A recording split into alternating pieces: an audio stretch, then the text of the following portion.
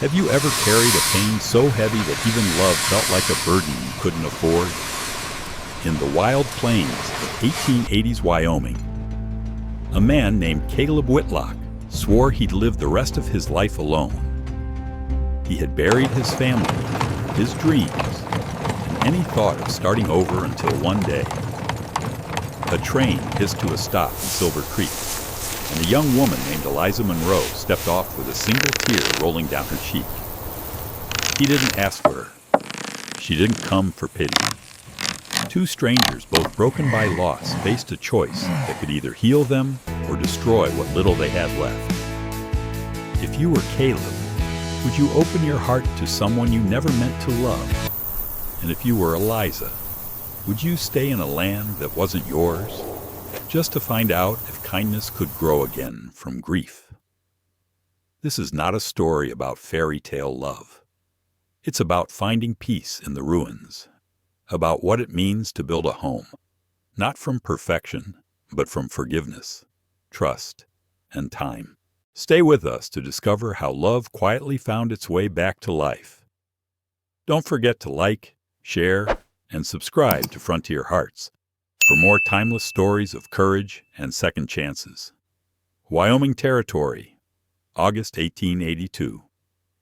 By the time the train settled with a hiss at the dusty platform of Silver Creek, Caleb Whitlock had already told himself he wanted no part of this. One more trouble. That was all she would be. He planted his boots on the splintered boards, arms folded, watching steam drift into the pale morning like breath fading in cold air. He had not asked for a wife. He had not written a single letter.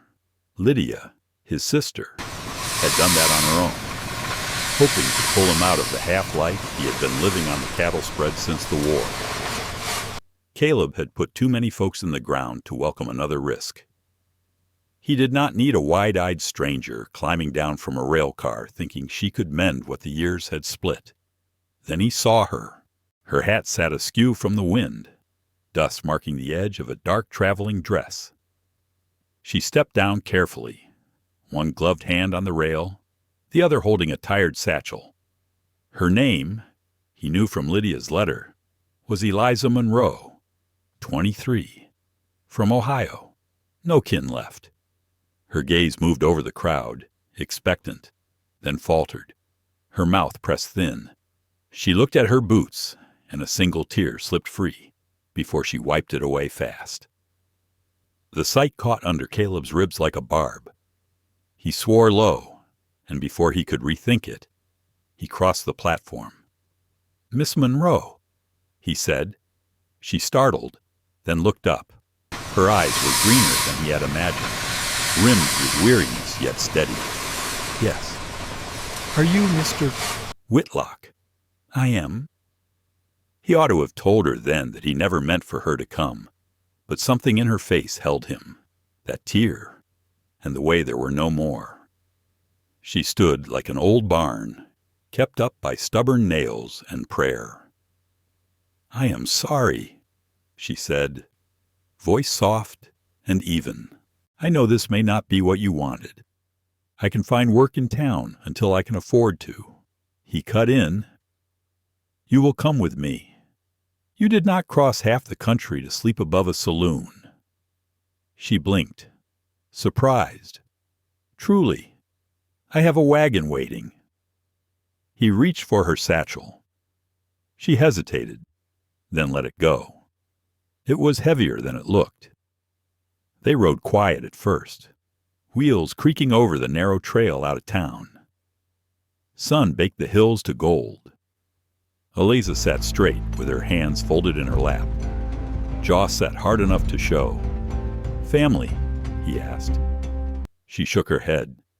"None left. My father died 3 winters back. My mother before that. The man I was promised to married someone else while I was nursing my father. After that, I became a matter other folks wished to solve." "You were never a problem," he said. She glanced over, measuring him. "Your sister said you needed someone." She was wrong. "So was I," she murmured, turning her eyes to the road. They spoke no more until the ranch rose ahead. The house stood 2 stories, plain and stout, with a porch running the length of it and a view that poured out for miles. The barn leaned a little, but the fences held true. A windmill turned slow and tired. "It is beautiful," Eliza said. Caleb did not answer. He helped her down, carried the satchel inside, and nodded toward the hall. "Room at the end is yours. I will take the attic. You are safe here." Her hand brushed her skirt. "Thank you. I will show you the land tomorrow," he said. "You can decide then if you will stay." "I decided on the train," she said low, "but I will see it anyway." That night she sat at the kitchen table, with beans and cornbread untouched. Caleb cleaned his rifle on the far side of the room and watched her without meaning to. She was not fragile. She was worn thin, yes, but made of tough grain. "You fought in the war?" she asked. He lifted his eyes. "Yes." "Did you lose people?" "Yes." She nodded once. "Me too." That was all. By the second day he walked her over sun-dried fields and along the stream that split the east pasture. She asked about cattle, soil, weather. She did not ask where she belonged. When he turned for the house, she came along without a word. By the 4th day, 2 shirts were mended, the hens were fed, and a neat strip of earth behind the kitchen held the start of a garden. By the 6th, she and Lydia were laughing over coffee, while Caleb listened from the porch, a sound he had not heard in years. On the 7th evening, she wandered to the small rise behind the barn and stood still. He saw her from the yard, arms folded, eyes wet again. She did not ask about the marker there. She only kept watch. "It was my wife," Caleb said, his voice low. Eliza turned, startled. "I did not mean to pry. You were not." He stepped beside her. "Fever took her 6 years ago. Took our boy, too." Eliza stood at the small grave behind the barn. Her fingers knotted in her skirt as the breeze carried the scent of earth and clover. The wooden marker was weathered, the name nearly faded by years of wind and sun. She lowered her head. "I'm sorry," she whispered. Caleb's voice came quiet behind her. "I didn't want another wife. Not because of you, but because it hurts." She turned to him slowly, eyes soft in the waning light. "I didn't want to be someone's second choice." "You're not," he said. Their eyes met, the silence between them thicker than the dust settling around them. Eliza took a careful step closer, her voice trembling just a little. "I'm not asking you to forget her. I just came here with nothing but hope, and I don't want to lose that, too." Caleb's jaw tightened. He reached for her hand, and when she didn't pull away, he folded it gently into his. "I don't want to lose you either." A faint smile lifted her lips, fragile but real, like dawn after a long storm. That evening, Lydia excused herself early, leaving Eliza in the quiet kitchen. The lamplight flickered on the walls while Caleb stacked firewood near the stove. Eliza dried the last of the dishes, careful and slow, pretending not to notice when his shadow brushed close. Their hands met once, fingers grazing just long enough to spark something wordless between them. He cleared his throat. Still thinking of leaving, she turned toward him, the light catching the outline of her face. "No," she said softly. "I want to stay." His gaze searched hers for truth. "You sure?" "Yes," she said. "I came looking for a place to belong. I think I found it." He stepped closer. "I never wanted a mail-order bride. I never wanted to be one," she replied, her voice barely a whisper. "But I'm glad you came." "So am I," he said. When he kissed her, It wasn't the desperate kind that forgot the past. It was steady, warm, and full of promise, like something finally settling into its rightful place. By morning, the chickens had destroyed half of the lettuce sprouts. Eliza knelt in the dirt, sleeves rolled to her elbows, jaw tight as she replanted what she could. Dew still clung to the grass, and the ridge hadn't yet seen the sun. She pressed soil around each fragile stem, her fingers blackened but sure. Caleb's boots scuffed the ground behind her. "You could fence it in," he said after a pause. "I plan to," she answered, brushing her hands on her apron. "But there's only so much wire, and I wasn't sure what you'd need it for first." He crouched beside her. "The wire's yours if you want it. I'll use wood for the back pasture. There's some left from the lean-to I tore down last spring." She glanced at him, surprised. "You'd give it up that easy?" He plucked a broken sprig of lettuce from the ground and turned it between his fingers. "You're part of this place now. What's here belongs to both of us." She studied him, searching for the catch in his words. "You say that like it's simple." "It can be," he said. Eliza didn't reply. She stood, brushed the dirt from her skirt, and started toward the barn. He followed quietly. The trough still shimmered with water where two calves splashed their noses. The barn door stuck from last night's rain, and she leaned her shoulder into it until it gave, with a groan. Inside, the air smelled of cedar and old hay. Dust danced through the light slanting from the small window. She crossed to the far wall where the wire was coiled. When she lifted it, the weight nearly pulled from her hands. "Let me carry it," Caleb said. "I'm not made of glass." "I didn't say you were." Still, she let him take it, and they walked out together, stepping around a rusted plow half lost to the weeds. Eliza moved ahead, measuring distance with her eyes, then drove a stake into the earth with a rock. She didn't ask for help, but when she reached for another post, he handed it to her without a word. By midday, the fence was halfway done. Her palms were raw, the skin red and stinging, but her eyes shone with a quiet determination. They rested in the shade beneath the kitchen window, catching the breeze. Eliza drank cool water from a tin cup while Caleb leaned against the wall, arms draped loosely over his knees. "You work harder than most men I've known," he said. She smirked faintly. "I didn't come here to sit idle." He nodded, studying her profile. "You ever think about going back?" "No. There's nothing left east of the Missouri I care to see again." He shifted, his gaze thoughtful. "You don't talk much about what you left behind." "That's because I don't miss it." She didn't expect him to ask more, but he did. "What did you love?" once Eliza set the cup on the windowsill. "Books. Music. I played the piano once before my father sold it to pay the doctor." "Did you hate him for that?" Caleb asked quietly. "No," she said. "It bought him 4 extra months. I'd have sold my hands for that." He watched her a long moment, but didn't speak. The silence between them no longer felt like a wall. It was becoming something else, something easy. Eliza stood, brushing straw from her skirt. "I'll finish the fence before supper."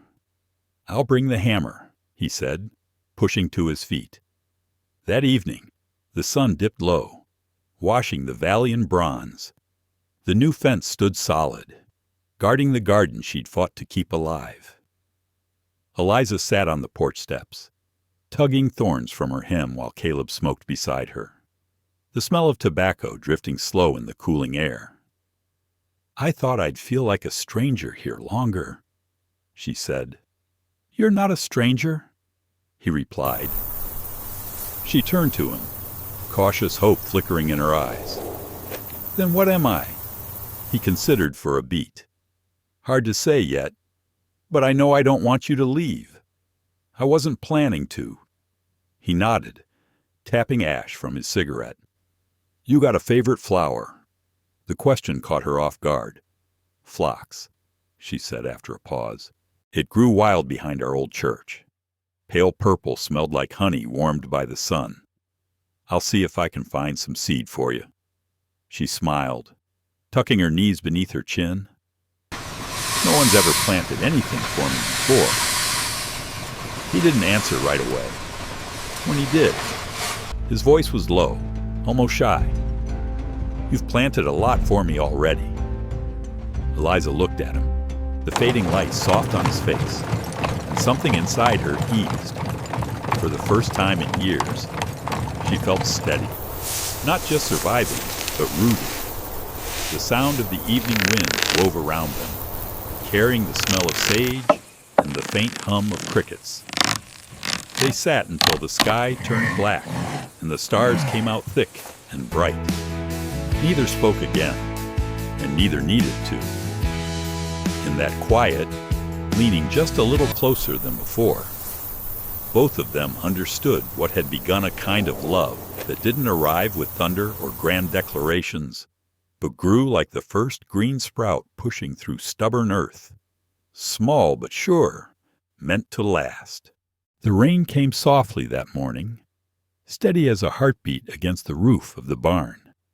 It was the kind of rain that stitched the sky to the earth, thin and endless. Eliza Monroe was up in the storage loft, searching for lamp oil. Dust floated through the air like pale smoke as she stepped between forgotten crates and rusted harnesses. That was when she noticed it, a corner of cracked leather half buried under a pile of old burlap sacks. She pulled it free. The book was heavier than it looked, its cover warped by time and weather. When she opened it, the scent of smoke and earth rose up, sharp and familiar.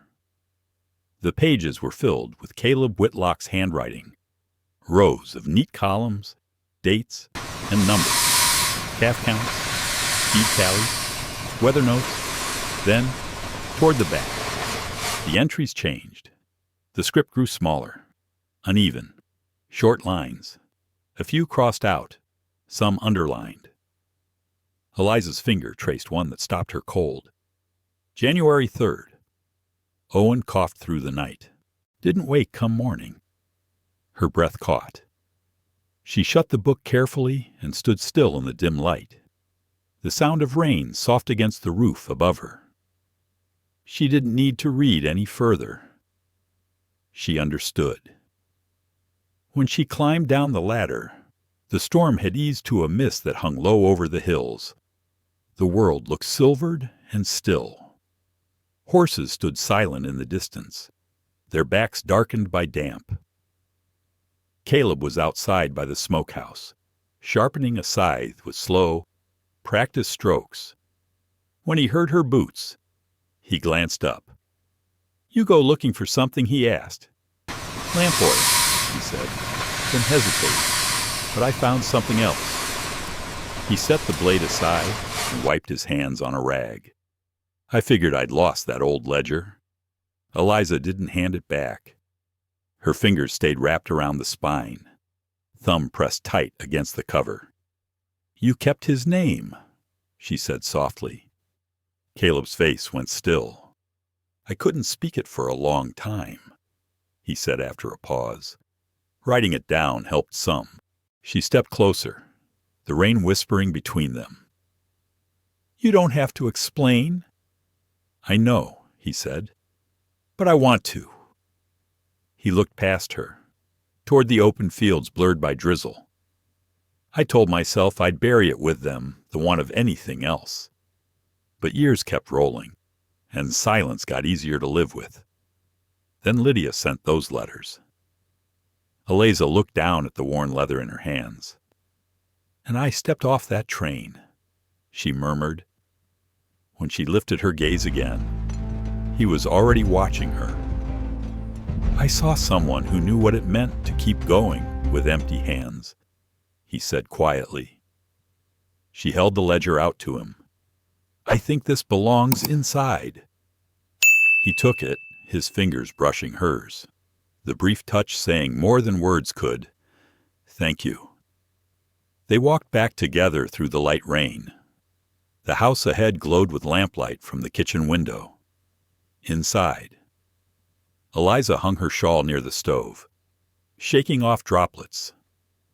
Caleb placed the ledger carefully on the shelf above the hearth. "You ever keep a journal?" he asked, settling into the chair across from her. "Once," she said, "slicing potatoes. When I was 14, I stopped after my mother died. It felt foolish, writing things no one would ever read. I'd read them," he said. She looked up, surprised. "Why?" "Because I'd want to know the parts of you don't say out loud." Her lips parted slightly. Then she turned back to her cutting board. "Maybe one day I'll write them again." The stew simmered slow while the rain deepened outside. Eliza stirred it with one hand, the other resting on the edge of the table. Caleb watched her quietly from across the room, his expression steady, not prying, but present. Something in his gaze made her chest ache, not with grief, but with a fragile kind of hope she hadn't felt in years. When they sat down to eat, he paused before lifting his spoon. "You've changed things," he said. "I've only cooked a few meals and mended some shirts." She replied, "That ain't what I meant." She studied him, waiting. "Then say what you meant." He met her eyes without flinching. "The house feels full again." Eliza folded her hands in her lap and nodded once. "It does." Later that night, she lit the small oil lamp she had finally found and placed it on her windowsill. The flame wavered in the draft, throwing soft light across her room. Outside, the prairie breathed with the sound of wind through dry grass. She sat at the small desk Lydia had helped her clear a few days before and laid out a sheet of paper. In careful handwriting, she wrote August 10th. "He remembered his son's name and trusted me with it." She folded the paper neatly and tucked it beneath the drawer. Then she blew out the lamp and lay down. In the quiet that followed, she felt something new, not just safety, but belonging, not as a visitor, not as a wife by arrangement, but as someone seen, in the room beyond hers. Caleb sat before the dying fire, the ledger resting unopened beside him. The flames burned low, painting his face in amber light. He stared into the coals, knowing now that she hadn't run, and knowing, deep down, that she wouldn't. The first frost came early that year, before sunrise. Caleb found Eliza in the root cellar, bent over a crate of turnips. Her breath puffed in the cold, her braid damp with the chill that seeped through the packed earth walls. She didn't startle when he stepped down beside her. She only shifted to make room. "I was thinking of pulling the last of the beans today," she said. "If the ground freezes solid, they'll rot in the soil." "I'll set the plow aside," he replied. "We'll both go." She nodded once, the lamplight glinting off her hair. Together they lifted the crate between them. No wasted motion, no talk. Just the quiet rhythm of two people working side by side. By midday, their hands were stained with soil and their breaths came out in clouds. The garden lay bare, rows of stubble marking where life had been. Eliza wrapped her shawl tighter around her shoulders and looked toward the gray sky. "It's early for snow," she said. "Too early," Caleb agreed, "but it's coming." She turned toward him. "We'll need to smoke the rest of the meat soon. I can start canning what's left of the apples." "I'll bring in more wood," he said. Then, after a pause, "You ever had someone here through winter?" She looked up. "No." He answered his own question. You'd be the first. That night, the wind hummed low through the rafters. Eliza sat by the hearth, stitching a torn sleeve while Caleb read from an old book of sermons neither of them quite believed in, but both found comforting somehow. The fire popped, throwing light across the walls. She didn't ask about the long scar that ran along his forearm, catching the firelight when he turned a page. And he didn't ask about the small ring she wore on a chain beneath her collar. Instead, she said, "The cellar's drying out. We'll need straw under the crates before the next cold." He nodded. "I'll check the roof tomorrow. If one shingle slips, we'll have leaks." She set her sewing aside and stood, warming her hands near the fire. "You ever think about building something new, maybe adding on?" He looked toward the kitchen wall. "I have." She waited.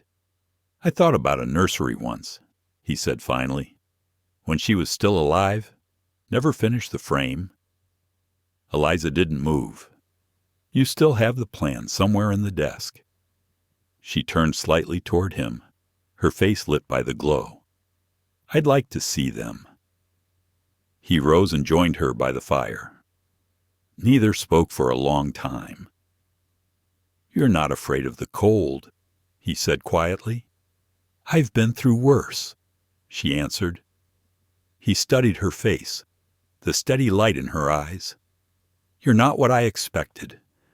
I never asked to be anyone's expectation," she said. He brushed the back of her wrist with his hand. "You're more—" Her breath caught, but she didn't pull away. "You don't have to say that. I want to." She turned to face him fully. "Then show me." He leaned in slowly. The kiss was quiet and sure, without hunger or haste, just truth, long held and finally spoken. Later, as she stood in the doorway of her room, she looked back at him. "I won't leave," she said. "I won't let you," he answered. And when she closed the door, her heart no longer waited for permission to belong. It already did. The wind cut sharp that morning, carrying the scent of pine and damp soil. Eliza Monroe and Caleb Whitlock worked side by side in the frozen garden, their breath rising in pale clouds. Together, they lifted the last crate of turnips, moving in an easy rhythm that came only from long practice. No wasted motion, no words needed. Just two people bracing for winter as partners. By midday, their hands were stained with soil, and the rows lay empty. Nothing left but stubble poking through the frost. Eliza straightened, rubbing her palms on her apron. Her shawl fluttered in the wind as she looked toward the gray sky. "It's early for snow," she said. "Too early," Caleb answered, glancing west where the clouds hung low and heavy. "But it's coming." She nodded, already making lists in her head. "We'll need to smoke the rest of the meat soon, and I'll start canning the apples before they turn." "I'll bring in more wood," he said. She paused, eyes lifting to meet his. "Have you ever had someone here through winter?" He hesitated, then said quietly, "No, you'd be the first." That night the fire burned low, the wind brushing soft against the windows. Eliza sat near the hearth, stitching a torn sleeve, while Caleb read aloud from an old book of sermons words neither of them believed in, but both found comfort in hearing. His voice was slow, steady, like the rhythm of rain against the roof. She didn't ask where the long scar down his arm had come from, the one that caught the firelight when he turned the page. And he didn't ask about the faded gold ring she wore on a chain beneath her collar. Some things didn't need telling. After a while, she said, "The cellar's drying out. We'll need straw under the crates before the next freeze." He nodded without looking up. "I'll check the rafters tomorrow. One loose shingle and we'll have leaks." Eliza set her sewing aside. "You ever think about building something new, adding on to the house?" Caleb's gaze shifted toward the kitchen wall. his expression unreadable. "I have—" She waited, sensing there was more. "I started plans for a nursery once," he said finally, voice low. "When she was still alive, never finished the frame." Eliza didn't move. "You still have the plans?" He nodded. "Somewhere in the desk." She rose and crossed to the hearth, warming her hands over the flames. "I'd like to see them," she said softly. He set the book aside and joined her. For a long moment they just stood there, the crackle of the fire filling the quiet between them. "You're not afraid of the cold," he said. "I've been through worse," she replied. He studied her profile, the way the firelight traced her cheek and caught in her hair. "You're not what I expected. I never asked to be anyone's expectation." He smiled faintly, stepping closer until his hand brushed the back of her wrist. "You're more—" Her breath caught, but she didn't pull away. "You don't have to say that. I want to." She turned to face him fully, her eyes bright in the dim light. "Then show me." He leaned in slowly, and when his lips met hers, it was gentle, sure, and without hesitation, two people meeting in quiet understanding after too long in silence. Later, when she stood at the door to her room, her hand rested on the frame. "I won't leave," she said. He met her gaze from across the hall. "I won't let you." When she closed the door, her heart no longer waited for permission to belong. It already did. The wind shifted west overnight, carrying the faint smell of pine smoke from the buttes beyond the valley. By morning, Eliza stood at the window with a mug of steeped mint leaves, watching frost melt from the porch railings. The cold no longer bit like it used to. It lingered, soft and familiar, like something that belonged there, behind her. Caleb secured the cedar chest with its leather strap, tucking the last of the blanket rolls inside. The soft scrape of his boots drew her attention. "They sent word from Helena," he said. "The county clerk's riding circuit again. He'll be in Silver Creek next week." Eliza turned, setting her mug down slowly. "You mean the marriage clerk?" Caleb nodded once. "You don't have to," she began. "I want to," he said before she could finish. "Not because folks might talk. Not because of Lydia's letters. Because I've had your name in my head every morning I wake up. And I want it spoken beside mine properly." Her throat tightened, her fingers curling around the edge of the table. "All right," she said softly. "But if we're doing this, I want it in that valley east of the ridge, the one with the cottonwoods." He smiled, small and certain. "Then that's where we'll stand." The days that followed passed in quiet preparation. Lydia arrived from town carrying a bundle of muslin she had saved for years. Together she and Eliza worked by the firelight, shaping the cloth into a simple gown that could be worn over winter petticoats. Caleb stayed out of their way, spending his time hauling cedar branches and clearing the trail toward the grove, the same one where Eliza had once pointed out the flight of a hawk dipping low over the field. The morning of the clerk's arrival came cold and bright. Frost clung to the north slopes, turning the grass to silver. Eliza pinned her hair with a single silver comb, the one her mother had given her before the fever took her. Caleb waited beside the cottonwoods, his coat brushed clean, boots polished, and a new iron buckle shining at his waist. The clerk was a quiet man with a weary pony, and he read the vows steady, the paper in his hand trembling just slightly in the breeze. When it came time, Caleb took Eliza's hands, his rough fingers folding over hers with care. His voice was low but clear. "I haven't always known what to say," he told her, "but I've always known what not to lose. You're that." Eliza's breath shivered, but her voice held steady. "I came here hoping for a place to land," she said, "and I found a home. Not the house. Not the land I won't leave it." They signed the paper on the stump of a fallen cottonwood. The clerk tipped his hat, tucked the document into his satchel, and rode off before the sun reached its peak, leaving them alone beneath the soft rush of wind through the trees. For a while, neither spoke. The valley around them was hushed, the cottonwoods whispering overhead. Eliza looked up at him, her breath misting in the cold air. Caleb brushed his thumb over her knuckles, grounding her, steady as ever. "This place," she said quietly, "it's where I first stopped running." He smiled, eyes warm. "Then it's the right place to begin." The breeze caught her veil of loose hair, the sun flashing on her silver comb.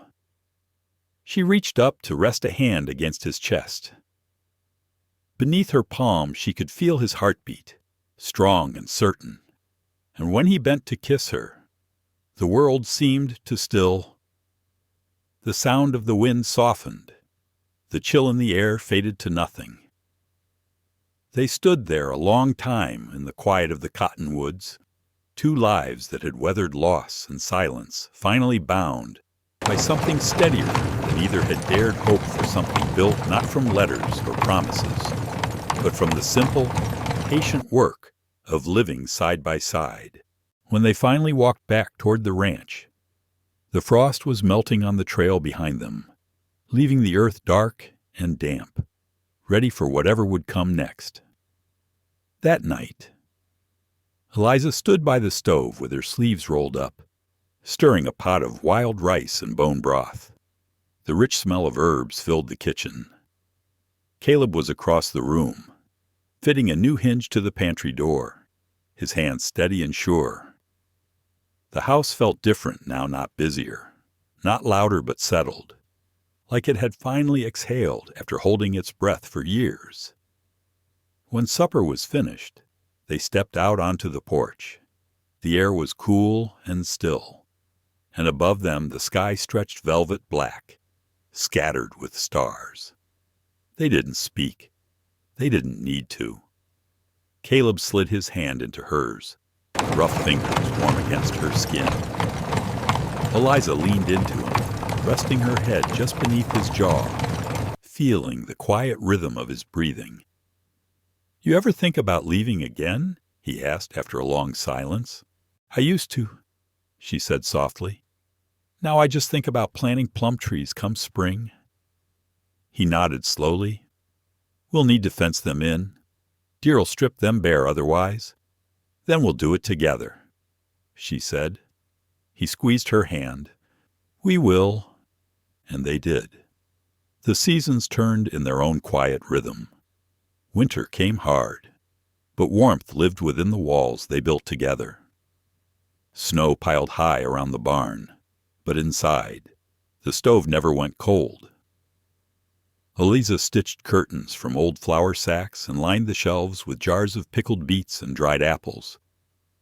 Caleb spent long evenings at his workbench, shaping wood by lamplight, building something he'd once thought he'd never need again, a nursery. When spring finally softened the earth, Eliza planted phlox along the southern slope, the pale purple kind that grew behind her old church in Ohio. They bloomed sweet and steady beneath the sun.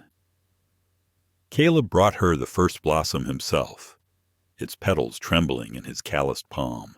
She smiled as she took it, her eyes bright with a tenderness that words couldn't carry. By the time autumn came, the house had changed again. The attic became a quiet space for books and old tools. The root cellar smelled of cedar and earth, its shelves stacked with the harvest. And in the nursery, a small cradle stood near the window, a cradle Caleb had carved from the trunk of a fallen elm. They named their son Owen, after the name Caleb had once written in grief but never spoken aloud until Eliza came. The boy's eyes were dark like his father's, steady and knowing, but he carried Eliza's calm. There was something old in his gaze, like he'd been born already understanding the rhythm of the land around him. One cool evening, after Owen had drifted to sleep swaddled in a quilt Lydia had pieced together from spare cloth, Caleb and Eliza sat on the porch once more. The last light of the day stretched long across the valley, washing the grass in gold. "Do you remember the night I arrived?" Eliza asked, her voice quiet. Caleb looked out toward the hills. "I remember everything about it," he said. "I thought I'd made a mistake." And now he turned his head toward her. "Now I know I didn't." She smiled faintly. "I never told you, but when I first saw this place, I imagined what it might sound like, full of life. Not noise, just lived in." He watched her, the soft wind stirring her hair, and now he asked. "Now," she said, looking toward the barns and fields glowing under the fading light. "Now it sounds like home." He reached for her hand again, fingers intertwining with hers, and she let him. The sky deepened, the first stars reappearing one by one. The smell of hay drifted from the barn, mingling with the cool scent of pine from the hills. In that moment, Eliza felt something simple and absolute settle in her chest. Not just happiness, not just love, but certainty, the kind that grows quiet and deep, like roots finding their way through earth. They lived long and they lived well, through lean winters and green springs, through laughter and loss, through sweat and storm. The days came and went, like the steady turning of the seasons, but they never drifted apart, not once. And when the time came for Owen to ask how his parents met, they told him the truth. They told him about a man who never wanted a mail-order bride and a woman who never meant to be one, about a train that hissed to a stop at a dusty station in Wyoming territory, and a tear that changed everything. They told him that sometimes, even after great sorrow, two people can still find each other in the quiet build something steady, something real from what was left behind, and that, when you find it, you hold on, always, at its heart. This story reminds us that even after deep loss, life still offers room for renewal. Caleb and Eliza's journey teaches that healing doesn't always arrive in grand gestures.